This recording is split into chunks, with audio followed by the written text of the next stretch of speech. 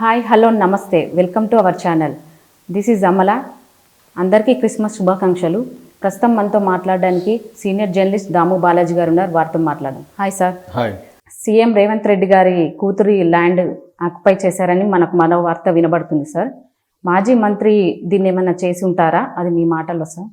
యాక్చువల్గా ఇప్పుడు ఒక వార్త వైరల్ అయింది ఏంటంటే సాక్షాత్తు సీఎం కూతురు నైమిషారెడ్డి అమ్మాయి పేరు, ఆమె వాళ్ళ భూమిని ఆక్యుపై చేశారు.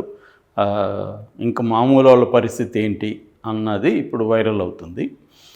దీని డీటెయిల్కి వెళ్తే మేడ్చల్ జిల్లా ఘటకేశ్వర మండలం దగ్గర పడమటి సాయిగూడ అనే ఉంది. అక్కడ సర్వే నంబర్ 18/3/1/2/1/1లో 0.9 ఏకర్స్, తర్వాత సర్వే నంబర్ 18/3/1/2/1/2 0.13 ఏకర్స్, ఈ రెండు సర్వే నంబర్లలో ఉండే 0.9, 0.13 ఈ 2 ఎకరాలు మంత్రి అనుచరులు అంటే మంత్రి కోసమే మంత్రి అనుచరులు వెళ్ళి వాళ్ళ బినామీ పేర్ల మీద ఆక్యుపై చేసి ఈవెన్ పాస్బుక్లు కూడా తెచ్చేసుకున్నారు అనేది ఇప్పుడు వైరల్ అవుతుంది. ఈ ల్యాండ్ వచ్చి ఏంటంటే ఔటర్ రింగ్ రోడ్డుకి దగ్గరగా ఉంది. అందువల్ల దీని మీద విపరీతంగా ఉంది. అంటే దీని నేపథ్యం ఏంటంటే, దీన్ని చెప్పింది ఎవరంటే ఏనుగు సుదర్శన్ రెడ్డి, ఘటకేశ్వర్ ఎంపీపీ, ఈ విషయాన్ని బయటికి తీసుకొచ్చాడు. సాక్షాత్ ఆయన డాక్యుమెంట్స్, ఈ సర్వే నెంబర్లు అన్నీ కూడా బయటికి మీడియా ముందుకు తీసుకొచ్చి సాక్షాత్తు సీఎం రేవంత్ రెడ్డి గారి కూతురు నైమిషారెడ్డి భూమిని ఆక్యుపై చేశాడు ఈ మంత్రి అని చెప్పాడు. ఆ మంత్రి ఎవరో కాదు, మల్లారెడ్డి. సో గతంలో కూడా మల్లారెడ్డి భూ ఆక్రమణల మీద రేవంత్ రెడ్డి కూడా అనేకసార్లు ఫైట్ చేశాడు. తను వచ్చినాక ఇతన్నే ఫస్ట్ జైలుకి పంపిస్తానని కూడా చెప్పాడు. ఇప్పుడు రేవంత్ రెడ్డి వచ్చాడు కాబట్టి సీఎంగా మల్లారెడ్డిని జైలుకి పంపిస్తాడన్న చర్చ కూడా వచ్చింది. సో ఇప్పుడు అందుకనే మల్లారెడ్డి కూడా ఏం ఆలోచిస్తున్నాడంటే కాంగ్రెస్లో చేరిపోదామని ఆలోచిస్తున్నాడని కూడా అన్నారు. ఆ మధ్య కూడా నేను రేవంత్ రెడ్డికి అసెంబ్లీలో మద్దతు ఇస్తానని కూడా మల్లారెడ్డి ప్రకటించాడు. సో దీనికి కారణం ఏంటంటే, ఒకవేళ తీసుకుంటారా కాంగ్రెస్లోకి వస్తే అనే చర్చ కూడా నడుస్తుంది. ఎందుకంటే తీసుకుంటే ఇంక మీనింగ్ ఉండదు. ఇట్లా అందరూ కూడా వచ్చేస్తారు కదా, ఎవరెవరు ఆరోపణలు ఉన్నాయో అక్రమార్కులు దారులు అందరూ కూడా కాంగ్రెస్లో చేరిపోతే ఇంకా వాళ్ళ మీద ఏది ఉండదు. బీజేపీ ఇప్పుడు అదే చేస్తుంది నేషనల్ లెవెల్లో. ఎవరి మీద ఆరోపణలు ఉంటే వాళ్ళు బీజేపీలోకి వెళ్తే వాళ్ళు మిస్టర్ క్లీన్లు అయిపోతున్నారు.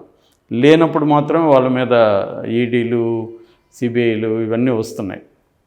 సో ఈ మామూలుగా అయితే ఏం జరుగుతుందంటే, ధరణి పోర్టల్ పెట్టిన తర్వాత అనేక అక్రమాలు వెలుగులోకి వస్తున్నాయి. ధరణి పోర్టల్ ఏం చెప్తుందంటే, ఇప్పుడు ఫర్ ఎగ్జాంపుల్ ఈ రింగ్ రోడ్డు చుట్టుపక్కల ఉన్న ల్యాండ్కి పరిహారం, అంటే ఆ ల్యాండ్ని గవర్నమెంట్ తీసుకుంటుంది డెవలప్మెంట్ కోసం. తీసుకున్నాక వాళ్ళకి పరిహారం ఇచ్చేసిన తర్వాత ల్యాండ్ వాళ్ళ పేరుతో ఇంకా ఉండకూడదు. కానీ ఈ ధరణి పోర్టల్ ఏం చూపిస్తుందంటే వాళ్ళ పేరుతోనే ల్యాండ్ చూపిస్తుంది. దాన్ని బేస్ చేసుకొని వాళ్ళు ఏం చేస్తున్నారంటే పాస్బుక్లు తీసుకోవడం, దాని మీద బ్యాంకుల్లో లోన్లు తీసుకొచ్చేసుకోవడం, ఒక్కొక్కసారి దాన్ని వేరే వాళ్ళకి అమ్మేయడం, ఇవన్నీ కూడా జరుగుతున్నాయి. ఆల్రెడీ గవర్నమెంట్కి ఇచ్చిన ల్యాండ్ని బ్యాంకుల లోన్లు వేరే వాళ్ళకి కూడా అమ్మేస్తున్నారు. అందువల్ల భూ వివాదాలు, గందరగోళాలు బాగా పెరిగాయి. దాని చుట్టూ క్రైమ్ విపరీతంగా పెరిగింది తెలంగాణలో ధరణి పోర్టల్ వచ్చినాక. ముఖ్యంగా రేవంత్ రెడ్డి కానీ గతంలో కాంగ్రెస్ పార్టీ కానీ విమర్శించింది ఏంటంటే, ఈ ధరణి పోర్టల్ అనేది బడా భూస్వాములకు కావచ్చు, పెట్టుబడిదారులకు కావచ్చు, వీళ్ళకే ఉపయోగపడింది. వీళ్ళు పేదల ల్యాండ్స్ని ఆక్యుపై చేసుకోవడం, ధరణి పోర్టల్లో ఎక్కిచ్చేయడం, తన పేరు మీద చేసుకోవడం అనేది జరుగుతుంది. ఫర్ ఎగ్జాంపుల్ మొన్న ఒక అతను హైదరాబాదు రింగ్ రోడ్డు దగ్గర ఆల్రెడీ ఆయన చనిపోతే వాళ్ళకి సంబంధించిన వాళ్ళు సక్సెషన్ చేయించాలి మామూలుగా. అదేమీ చేయించకుండా ఆయన బతుకున్నట్టే ఆయన పేరుతో పాస్బుక్ తెచ్చేసుకున్నారు. ఎందుకంటే ఆధార్ ఉంది, ఆధార్కి ఆయన ఫోన్ నెంబర్ లింక్ అయింది కాబట్టి, ఆయన ఫోన్ వీళ్ళ దగ్గర ఉంది కాబట్టి వాటిలో అన్నిటి ఓటీపీలు చేసేసుకున్నారు. మామూలుగా అయితే మీ సేవలకి వెళ్ళి కేవైసీ చేయించాలి, వేలు ముద్రలు వేయాలి. అదేమీ లేకుండా వీళ్ళు ఏం చేశారంటే అధికారులతో కుమ్మక్కయ్యేసి ఇలా చేసేసారు. ఇట్లాంటివి అనేకం బయటకు వచ్చాయన్నమాట. సో ఇది ధరణి పోర్టల్ వల్ల జరుగుతుంది అనేది ఇప్పుడు చెప్తున్నారు. దానికోసమే రేవంత్ రెడ్డి ధరణి పోర్టల్ని పక్కన పెట్టి దాంట్లో ఉన్న అవకతవకలను స్టడీ చేయడానికి ఒక కమిటీ వేస్తున్నారు. దీని స్థానంలో భూమాత అనే ఒక సైట్ని తీసుకొస్తున్నారు అని చెప్తున్నారు. మామూలుగా ఏంటంటే ల్యాండ్ ఇష్యూలు మన దేశంలో అన్ని రాష్ట్రాల్లో కూడా ఇటువంటి సమస్యలు ఉన్నాయి. ఎందుకంటే ల్యాండ్ అనేది స్టేట్ సబ్జెక్ట్. ఒక్క స్టేట్లో ఒక్కొక్క రూల్స్ ఉన్నాయి. మొత్తం ఇప్పుడు ప్రెజరంతా ల్యాండ్ మీద పడింది. ల్యాండ్ అనేది ఇంకా పెరగదు కదా, ఉన్న ల్యాండ్ అక్కడే ఉంటుంది. ఏమన్నా కొత్తగా ఉంటే ఫారెస్ట్ని కొట్టేసో ఇంకోటి చేసో తీసుకురావాలి కాబట్టి ఉన్న ల్యాండ్ మీద ఏంటంటే ఇప్పుడు అంతర్జాతీయంగా ఉన్న తెలుగు వాళ్ళు కావచ్చు, లేదా వేరే లాంగ్వేజెస్ వాళ్ళు కూడా వచ్చి ఇక్కడ ల్యాండ్స్ కొనడం అనేది జరుగుతుంది. ప్రెజర్ అనేది ల్యాండ్స్ మీద పెరిగింది. ఎప్పుడైతే ఒక్కసారిగా కాస్ట్ ఆఫ్ ద ల్యాండ్ విపరీతంగా పెరిగిపోయిందో దాని చుట్టూ గొడవలు, దాని యాజమాన్యానికి సంబంధించిన హక్కులకు సంబంధించిన గొడవలు ఇవన్నీ జరుగుతున్నాయి. దీన్ని రేషనలైజ్ చేసి ఒక ల్యాండ్ డాక్యుమెంట్స్ని ట్రాన్స్పరెంట్గా చేయడం అనేది ఏ ప్రభుత్వం కూడా చేయలేకపోతుంది ఇప్పటివరకు. ఇది అన్ని రాష్ట్రాల్లో ఈ సమస్య ఉందన్నమాట. అందుకనే మనకి మేజర్గా కోర్టుల్లో 5 కోట్ల కేసులు పెండింగ్లో ఉన్నాయంటే కారణం ఏంటంటే ఎక్కువ భాగం ఈ ల్యాండ్ డిస్ప్యూట్కి సంబంధించిన కేసులు. అందుకని కోర్టుకు వెళ్తే ఎప్పటికీ తేలదంటారు. సివిల్ కేసులు 15 ఏళ్ళు 20 ఏళ్ళు అయిపోతుంది కోర్టుల్లో. ఎందుకంటే వాళ్ళకి టైం ఉండట్లేదు, అన్ని డిస్ప్యూట్స్ వెళ్ళిపోతున్నాయి. సో దీన్నంతా క్లీన్ చేయడానికి ఏ ప్రభుత్వం కూడా గట్టిగా చేయట్లేదు. ఆ పేరుతో మళ్ళీ ఏవో వాళ్ళ పనులు చేసుకోవడానికి, ల్యాండ్ వాళ్ళ ఆక్యుపై చేసుకోవడానికి ఇదే జరుగుతుంది. ఎందుకంటే ఏ పార్టీ అధికారంలోకి వచ్చినా ఆ పార్టీ వాళ్ళు ఫస్ట్ మేజర్ రెవెన్యూ సోర్స్ ఏంటంటే ల్యాండ్స్ ఆక్యుపై చేసుకోవడం, వాటిని ఎస్టేట్స్గా మార్చేయడం, ఇదే జరుగుతుంది. సో అందుకని వాళ్ళు ఈ నిర్ణయాలు తీసుకోవట్లేదు. తీసుకుంటే ఏమవుతుంది, ల్యాండ్ మీద వీళ్ళెవరు ఇంకా ఆక్యుపేషన్స్ ఇవి చేసుకోలేరు, ఆదాయ వనరు పోతుంది. అందుకని సెంట్రల్ గవర్నమెంట్ ఎప్పటి నుంచో దీన్ని సెంట్రల్ సబ్జెక్టుగా మార్చి ఏకీకృత భూ విధానం అనేది తీసుకొద్దామనేది సెంట్రల్ గవర్నమెంట్ ట్రై చేస్తుంది. కానీ స్టేట్ గవర్నమెంట్స్ ఒప్పుకోవట్లేదు దాన్ని వదులుకోవడానికి. ఇది కారణం, అసలు కారణం ఏంటంటే రాజకీయ నాయకులు. నేను ఇక్కడ నయీం మీద సినిమా తీశాను, నయీం మీద నేను పనిచేశాను. అప్పుడు చూసినప్పుడు నయీం చనిపోవడానికి వన్ ఆఫ్ ద రీజన్స్ ఏంటంటే కొత్తగా బీఆర్ఎస్ అధికారంలోకి వచ్చింది కాబట్టి వీళ్ళు ల్యాండ్స్ని వీళ్ళు ఆక్యుపై చేసుకోవాలనుకుంటే నయీం అడ్డుపడుతున్నాడు. ప్రతి చోట నయీం ఎక్కడికి పోయినా నయీం అంటున్నారు. సో ఈ నయీం గారిని తొలగించుకుంటే మనకు క్లియర్ అవుతుంది లైన్ అనేది వీళ్ళు ఆలోచించారు. సో ప్రధానంగా అది అనమాట. నయీం చేసిన పని అంతా కూడా ఏంటి, ఒకటి ఖాళీగా ఉన్న ల్యాండ్స్ని ఆక్యుపై చేసుకోవడం, అది డిస్ప్యూట్లో ఉండి ఖాళీగా ఉన్నవి. రెండోది వీక్ ఓనర్స్ ఉన్న ల్యాండ్స్ని వీళ్ళే రెవెన్యూ వాళ్ళే లిస్ట్ ఇస్తారు నయీంకి. ఇప్పుడు పలాని డిస్టిక్లో పలాని మండలంలో బలహీనమైన ఓనర్స్ ఎవరెవరు ఉన్నారు, వాళ్ళ ల్యాండ్ వివరాలంటే ఈమని నయీం అడుగుతాడు. నయీం దగ్గరికి ఆ లిస్ట్ వచ్చేస్తుంది. ఆ లిస్టు తీసుకొని అనుచరులని పంపిస్తాడు. ఇప్పుడు మీది అనుకోండి, మీది ఒక 20 ఎకరాలు ఉంది, మీ దగ్గరికి నయీం అనుచరుడు వస్తాడు. వచ్చి ఇట్లా నయీం అన్న మీ ల్యాండ్ కొంటాడంట అంటాడు. నేను అమ్మను అంటారు. మీకు అమ్మననే ఛాయిస్ ఏం లేదు, మీరు అమ్మాల్సిందే అంటారు. అది 20 ఎకరాలు 50 కోట్లు అనుకోండి. నయీం ఆఫర్ ఎంత అంటే 10 కోట్లు ఇస్తాడు. మీరు ఎట్లాగో అమ్మరు కదా, 10 కోట్లకి ఎందుకు అమ్మాలి 50 కోట్ల ల్యాండ్? అప్పుడు ఏం చేస్తారంటే వాళ్ళ అనుచరుల బెదిరింపు ఎలా ఉంటుందంటే, మీరు సెటిల్ చేసుకోండి, 10 అయినా ఆయన ఆఫర్ ఇస్తున్నాడు, మీరు ఇంకొక 5 ఎంత అడగండి, సెటిల్ చేసుకోండి, లేదంటే మీకు 2 పిల్లలు పలానా స్కూల్లో చదువుతున్నారు, అందులో ఒకరే మిగులుతారు, చూసుకోండి అని చెప్పేసి వెళ్ళిపోతారు. దాంతో ఒకసారిగా మీకు టెన్షన్ వస్తుంది. మీకు అసలు నయీం అంటే ఎవడో తెలియదు. మీరేం చేస్తారు, ఎవరిని పోయి ఫ్రెండ్స్ని వాళ్ళని అడుగుతారు, ఎవడి నయీం అంటే వాళ్ళు చెప్తారు నయీం అనేవాడు భయంకర అనేది క్రిమినల్, అతనితో మీరు గొడవ పడకండి అంటారు. అది ఎట్లా మరి, నేను 50 కోట్లది 10 కోట్లకి ఎట్లా అమ్మేది అని చెప్పి మీరేం చేస్తారు, పోలీసులను అప్రోచ్ చేస్తారు.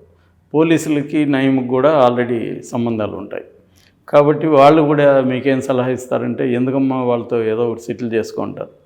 సో రాజకీయ నాయకుల దగ్గరికి పోతారు, వాళ్ళు అదే చెప్తారు. సో ఇతను ఏం చేసేవాడంటే పోలీసుల్ని, రాజకీయ నాయకుల్ని వాళ్ళ వాటాలు వాళ్ళకి ఇచ్చేసేవాడు పై స్థాయిలో. కాబట్టి ఇతనికి ఏ రకమైన ఇబ్బంది లేదు నయీంకి. సో ఎవడు ఎదిరించాలి ఇంకా నయంని? ఎవడు? సిస్టమ్స్ అన్నీ కూడా ఫెయిల్ అయిపోయినాయి. సో ఇది నయం చేసిన పద్ధతి. అంటే ఇట్లా రాజకీయ నాయకులు, పోలీసులు అంతా కలిసి ల్యాండ్స్ని ఆక్యుపై చేసుకుంటే వాళ్ళ వాటా వచ్చారు. నాకు వచ్చిన నా రీసెర్చ్లో తెలిసిందేమంటే దాదాపు 14 మంది పోలీస్ ఆఫీసర్లు ఒక్కొక్కరు 100 కోట్లు నయంను ఉపయోగించి సంపాదించుకున్నారని. సో ఇతను ఎవరికైనా పోలీస్ ఆఫీసర్ని కలవాలంటే ఒక కీ చైన్ తీసుకెళ్ళేవాడు. అది ఆ కీ చైన్ కీ తీసుకెళ్ళేవాడు. కీ చైన్ కాదు, సారీ. ఆ కీ ఏంటంటే కార్ కీ అయినా ఉంటుంది, లేకపోతే ఒక ఫ్లాట్ కీ అయినా ఉంటుంది, గిఫ్ట్గా అనమాట. మామూలుగా అతని మెథడ్ అది. సో ఫర్ ఎగ్జాంపుల్ ఒకసారి వీళ్ళ అనుచరుడు స్కూటర్ ఒక పోలీస్ ఆఫీసర్ పట్టుకున్నాడు. అందులో గన్ను దొరికింది పోలీస్ ఆఫీసర్కి. అనుచరుని అరెస్ట్ చేసినప్పుడు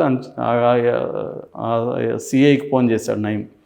ఫోన్ చేసి, ఏంటి సార్ మీరు ఎన్ని రోజులు ఆ పాత వెహికల్ వాడతారు సార్, నేను కొత్తది పంపిస్తాను అన్నాడు. ఫస్ట్ డైలాగే, కొత్తది ఫోర్డ్ పంపిస్తాను మీకు అని. అంటే డైరెక్ట్ ఓపెనింగ్ అది అలా ఉంటుంది అనమాట అతని ఆఫర్. అంటే దాన్ని ఇంకా రిజెక్ట్ చేయలేరు.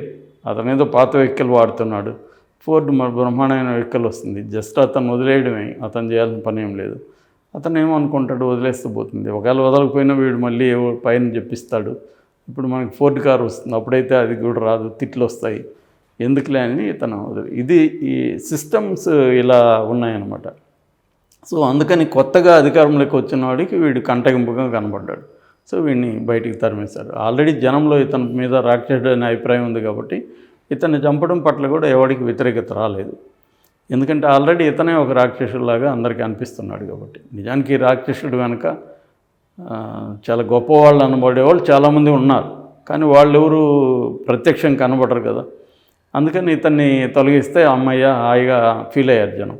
కానీ అతను పోయినంత మాత్రం సమస్య అయితే పోలేదు. ఇప్పటికీ సేమ్ సమస్య ఉంది. ఇప్పటికీ వీక్ ల్యాండ్ ఓనర్స్కి ఇదే సేమ్ ప్రాబ్లం. మొన్న కూడా వైజాగ్లో కూడా ఇదే జరిగింది ఒకటి. అక్కడ వైసీపీ వాళ్ళు ఇదే చేస్తున్నారు. ఏ పార్టీ అని కాదు, అట్టనుకుని నయముని పుట్టించిందే తెలుగుదేశం వాళ్ళు. తర్వాత కాంగ్రెస్ వాళ్ళు నయముని పెంచి పోషించారు.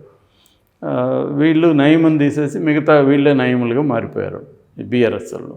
సో ఇక్కడ ఏంటంటే ఏ పార్టీ అనేది కాదు, అన్ని పార్టీలు కూడా దేశవ్యాప్తంగా కూడా ల్యాండ్ విషయంలో ఇదే పాలసీని అమలు చేస్తున్నారు. ఎందుకంటే ఆ పార్టీలు ఉనికిలో ఉండాలి కాబట్టి, ఆ పార్టీలు ఉనికిలో ఉండాలంటే డబ్బులు కావాలి కాబట్టి, ఆ డబ్బుకి source of revenue, one of the best sources of revenue వచ్చి ల్యాండ్.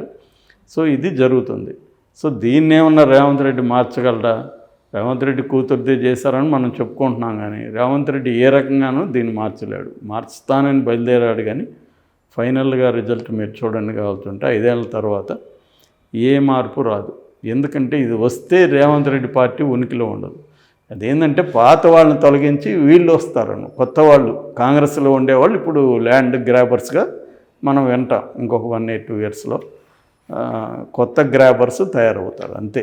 అది దాన్ని చేయడం కోసమే వీళ్ళు పాత వాళ్ళని బెదిరించి భయపెట్టి వాళ్ళని పక్కకు తీసి వాళ్ళు ఎంటర్ అవ్వడానికే ఇది జరుగుతుంది.